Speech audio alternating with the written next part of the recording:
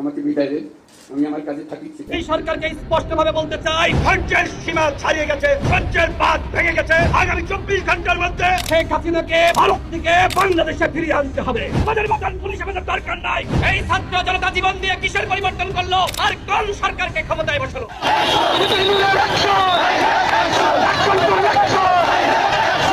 দেশের অরাজকতা বিশৃঙ্খলা দূর করতে আবারও প্রয়োজন শেখ হাসিনাকে। ধৈর্যের সীমা ছাড়িয়ে গেছে, ধৈর্যের বাঁধ ভেঙে গেছে। ডক্টর ইউনূস ব্যর্থ সরকার, তাকে দিয়ে দেশ চালানো সম্ভব না। একটি ভিডিওতে এমনই মন্তব্য করে গণ অধিকার পরিষদের চেয়ারম্যান বিপিনুর। মেন ফারুক ভাই, মানে আপনি কথাটা কি বলছেন? আমি বিষয়টা বুঝতেই পারলাম না।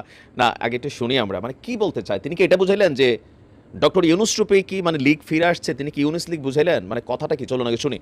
নাটকীয়তা, সরকারের আইন শৃঙ্খলা বাহিনীর যে নীরবতা এবং তাদের যে নানামুখী ষড়যন্ত্রের গন্ধ আমরা বিগত কয়েকদিন ধরে দেখতে পাচ্ছি, তাহলে আজকে আমরা বলতে বাধ্য হচ্ছি যে আওয়ামী লীগের যে কালচার, আওয়ামী লীগের যে সংস্কৃতি ছিল, আর বর্তমানে ডক্টর মোহাম্মদ ইউনূসের সরকারের আমাদের এই যে কালচার সংস্কৃতির মধ্যে তফাৎটা কোথায়?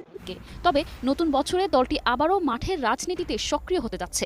আওয়ামী লীগের সাংগঠনিক সম্পাদক শফিউল আলম চৌধুরী নাদেল সম্প্রতি এক সাক্ষাৎকারে বলেছেন, বর্তমান অন্তর্বর্তীকালীন সরকার আওয়ামী লীগের বিরুদ্ধে গণহত্যা চালিয়েছে।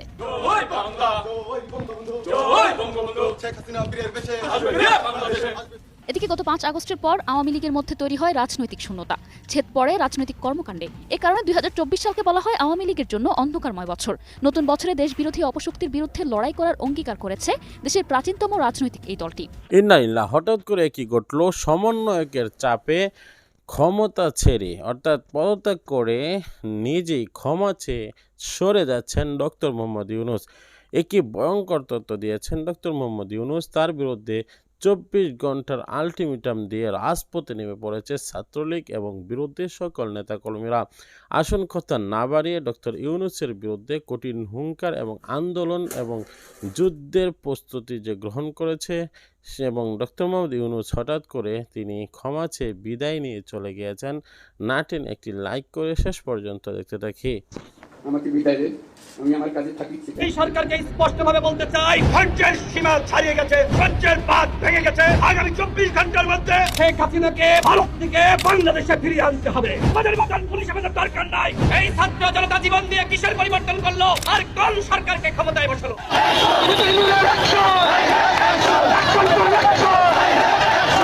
দেশের অরাজকতা বিশৃঙ্খলা দূর করতে আবারও প্রয়োজন শেখ হাসিনাকে। ধৈর্যের সীমা ছাড়িয়ে গেছে, ধৈর্যের বাঁধ ভেঙে গেছে। ডক্টর ইউনূস ব্যর্থ সরকার, তাকে দিয়ে দেশ চালানো সম্ভব না। একটি ভিডিওতে এমনই মন্তব্য করে গণ অধিকার পরিষদের চেয়ারম্যান বিপিনুর। আজ সকাল থেকে রাজপথ উত্তাল করে কঠোর কর্মসূচির ঘোষণা দিয়েছে বিপিনুরের অনুসারীরা। বর্তমানে ডক্টর ইউনূস চিন্তিত এবং পালানোর পথ খুঁজছে, এমনটাই ধারণা করছে দেশের রাজনৈতিকবিদরা। এদিকে দেশের এই চরম পরিস্থিতিতে সমন্বয়ক ও ছাত্রদের নিয়ে জরুরি সংবাদ সম্মেলন করে দেশ ছাড়ার ঘোষণা দিলেন ডক্টর ইউনূস। এ বিষয়ে বিস্তারিত।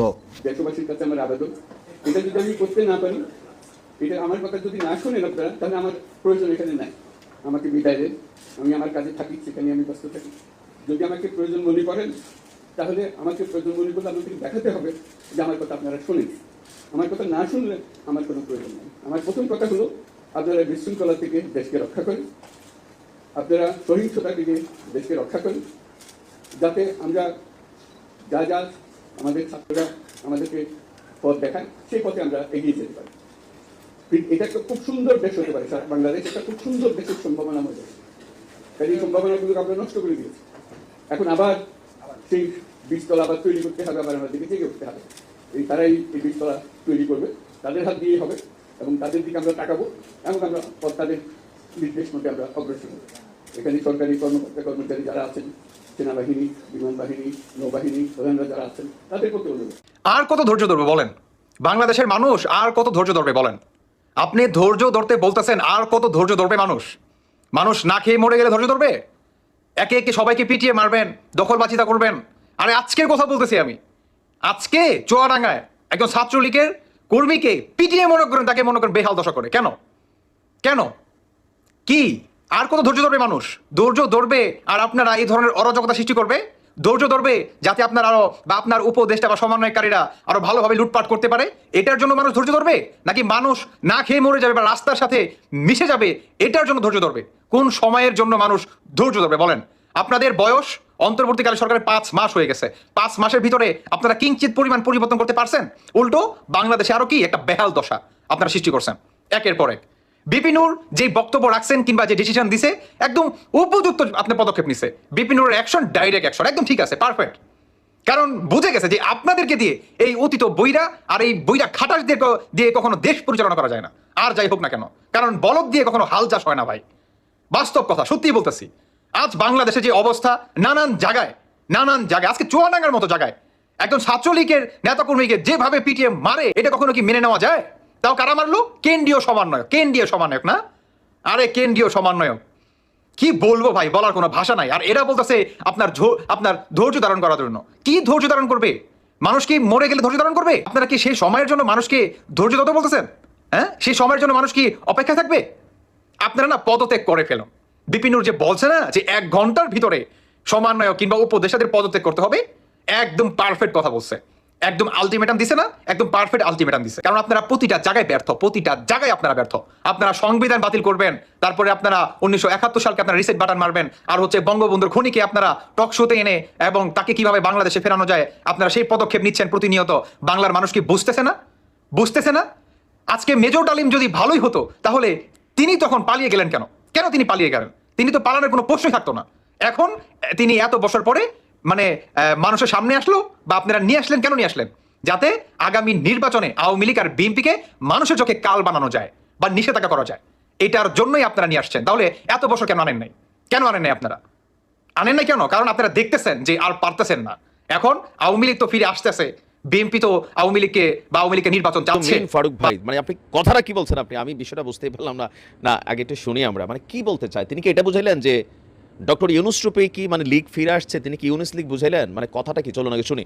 নাটকীয়তা, সরকারের আইন শৃঙ্খলা বাহিনীর যে নীরবতা এবং তাদের যে নানামুখী ষড়যন্ত্রের গন্ধ আমরা বিগত কয়েকদিন ধরে দেখতে পাচ্ছি, তাহলে আজকে আমরা বলতে বাধ্য হচ্ছি যে আওয়ামী লীগের যে কালচার, আওয়ামী লীগের যে সংস্কৃতি ছিল, আর বর্তমানে ডক্টর মোহাম্মদ ইউনূসের সরকারের আমাদের এই যে কালচার সংস্কৃতির মধ্যে তফাৎটা কোথায়? আজকে আমরা ধিক্কার জানাই যে কিভাবে এই খুনিরা 6 ঘন্টার মধ্যে জামিন পায়। 2 জন আক্রমণকারীকে পুলিশ গ্রেফতার করেছিল। আমরা দেখেছি এই খুনিরা কারাগার থেকে কারাগারে যায় নাই, মানে ওই আদালত থেকে বের হয়ে তাদের গলায় ফুলের মালা আর ওই দুধ দিয়ে তাদেরকে গোসল করানো হয়েছে। মানে এই বিপ্লব পরবর্তী বাংলাদেশে এর চাইতে জঘন্য লজ্জার ঘটনা আছে বলে আমার মনে হয় না। দর্শক, গণ অধিকার পরিষদের ইতিহাসে এইরকম ব্যাধরক পিটুনি ভাই মানুষ একটা কুত্তারও এমনি মানে না। যেমনে ফারুক বাইরে ছুরি দিয়া খোঁচাইয়া মারছে, শরীর স্বাস্থ্য ভালো মাশাল্লাহ, তো মানে যারা মারছে তারা মারার জন্য পর্যাপ্ত স্পেস পাইছে, তো সেই লেভেলে মারছে। এমনকি আমরা এটার তীব্র নিন্দা জানাই। এখন তিনি এতদিন বলতেন যে শেখ হাসিনার পুলিশ, শেখ হাসিনার ছাত্রলীগ, শেখ হাসিনার এটা, শেখ হাসিনার সেইটা। এখন তো ভাই শেখ হাসিনা নাই, এখন কে আছে? ডক্টর মোহাম্মদ ইউনূস আছে। তিনি আশ্চর্য হয়েছেন যে এই ইউনূস সরকারের পুলিশ কিভাবে ফাংশন করছে, কিভাবে ওনাকে যারা মারলো তারা 6 ঘন্টার মধ্যে জামিন পেয়ে গেল। আমার কাছে একটা প্রশ্নবোধক চিহ্ন যে ফারুকের উপর যে হামলা হয়েছে, যেভাবে রক্তাক্ত হয়েছে, এগুলো কিন্তু ফুটেজ কানেক্টেড। তারপরে অপরাধীরা গণ অধিকার পরিষদের চাপে গ্রেপ্তার হইল, 6 ঘন্টার মধ্যে আসলে কীভাবে জামিন হলো? তার মানে কি হ্যালো? তিনি দাবি করছেন যে আগে এরকম জামিনগুলো কিভাবে হইতো, যে শেখ হাসিনার বাসভবন থেকে একটা জজদের কাছে একটা মেসেজ যাইতো, জজরা অসহায় ছিলেন, যখনই শুনতো ছাত্রলীগ বা অমুক লীগ বা তমুক লীগ, তখন জজরা সেখানে রায়ের বেলায় তারা তাদের নিজস্ব মতামত বা যেটা রায় দেওয়া সেটা দিতে পারতেন না, এটা সেটেল থাকতো। তো আজকে তিনি একইভাবে বলছেন যে আজকেও কি আপনার ইউনূসের বাসভবন থেকে এরকম চিঠি গেল যে জজ সাহেব তাদেরকে 6 ঘন্টার মধ্যে কারাগারে যাওয়ার আগেই হাইকোর্ট থেকে এই আসামিরা জামিন পেয়ে গেল। আমরা কিন্তু এই জায়গাটাতে একটা প্রশ্নবোধক চিহ্ন রাখতে চাই। যদি এই হয় তাহলে এই দেশে বিচার ব্যবস্থা কবে ঠিক হবে? ফারুক তো রক্তাক্ত হয়েছে, এটা তো একদম চোখের সামনেই। তাহলে এত দ্রুত কেন মুক্তি পেল? কারণ তারা বৈষম্য বিরোধী ছাত্র আন্দোলনের পোলাপেন, সার্জিসের খুব কাছেরই তো। এই জিনিসগুলাই বাংলাদেশ আওয়ামী লীগ সরকারের পতনের জন্য মানে দায়ী ছিল, যে পুলিশ গ্রেপ্তার করতো না।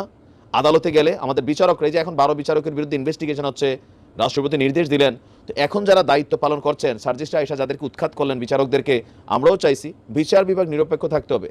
কে কোন দলের, কে কোন ধর্মের, কে কার ভাগিনা ভাতিজা ভাগ্নি ডাজন্ট ফ্যাক্ট, বিচারক রায় দিবেন যেটা সত্যি, যেটা ন্যায়, সেটার পক্ষে। তো এখন ফারুকের বক্তব্যগুলো তো শুনছেনই, মানে তিনি আরো ভিন্ন ভাষায় আরো বিশাল এক বক্তব্য দিয়েছেন। তো আরেক জায়গায় গণ অধিকার পরিষদের আরেকটা বক্তব্য আসছে যে তরুণরা ঐক্যবদ্ধ হলে নব্য দখলদারদের অস্তিত্ব থাকবে না। তো তারা নব্য দখলদার বলতে কাদেরকে বুঝাইলো? শব্দগুলো আমরা তো আর বাঙালি, হ্যাঁ, কখলে কলিকাতা বোঝা জাতি, আমরা কিন্তু বুঝি। ভাসুরের নাম মুখে আনে না, বাবিয়ে শোনো ভাসুরের নাম মুখে আনতে নাই, নতুন নতুন বিয়ে হওয়ার পরে ওনারা বুঝ দিচ্ছে। তো ওইরকম আর কি। এখন ওই যে বিএনপিও বলে একটি দল, জামাত বলে ওই যে ওরা, বাট বাঙালি বোঝে কে কারে আসলে গুতাচ্ছেন। তো ফারুক যেটা বুঝাইতে চাইছেন যে নব্য দখলদার বলতে ইউনূস সরকার। প্রিয় দর্শক, নতুন কোনো বার্তা আমরা বলছি না, আমরা বলছি যে পুরান নতুন বর্তমান আপডেট টপিকগুলা এবং ভাইরাল টপিকগুলা সাজিয়ে আমরা কথা বলি। আমরা কোনো মন গড়া কথা বলি না, আমরা কোনো বিশেষ কোনো এজেন্ডা নিয়ে কথা বলি না, আমরা কোনো দলের পক্ষে বিপক্ষে কথা বলি না, আমরা কোনো রাজনীতির সাথে জড়িত নয়। বর্তমান সময়ে আপডেট টপিকগুলা আমরা বিবেচনা করে বুঝতে পারি যে ডক্টর মোহাম্মদ ইউনূস তিনি কিন্তু রীতিমতো চলে যাওয়ার জন্য প্রস্তুত আছেন, কিন্তু সমন্বয়করা তারা এবং কি উপদেষ্টা মণ্ডলীরা তারা কিন্তু এত সহজে ডক্টর মোহাম্মদ ইউনূসকে ছাড়বে না। সমন্বয়ক এবং উপদেষ্টা মণ্ডলীদের রিকোয়েস্টেই কিন্তু ক্ষমতায় বসেছিল ডক্টর মোহাম্মদ ইউনূস। পূর্বে 111-এর সময় 1-11-এর সময় ফখরুদ্দিনের আমলের সর্বপ্রথম তাকেই বলা হয়েছিল, অফার দেওয়া হয়েছিল তত্ত্বাবধায়ক সরকারের, কিন্তু তিনি সরকার হননি। বর্তমান ইউনূস সরকার উপদেষ্টা মণ্ডলী এবং সমন্বয়কদের কথা মতো তিনি হয়ে গিয়েছেন, আর হওয়ার সাথে সাথে এখন তিনি চলে যেতে চাচ্ছেন, কিন্তু কোনোভাবেই চলে যেতে পারছে না, বিভিন্ন মহলের চাপে এবং বিভিন্ন জনের চাপে। প্রিয় দর্শক, আজকের মতো আমরা বিদায় নিচ্ছি, দেখা হবে পরবর্তী ভিডিওতে। আসসালামু আলাইকুম রহমতুল্লাহ।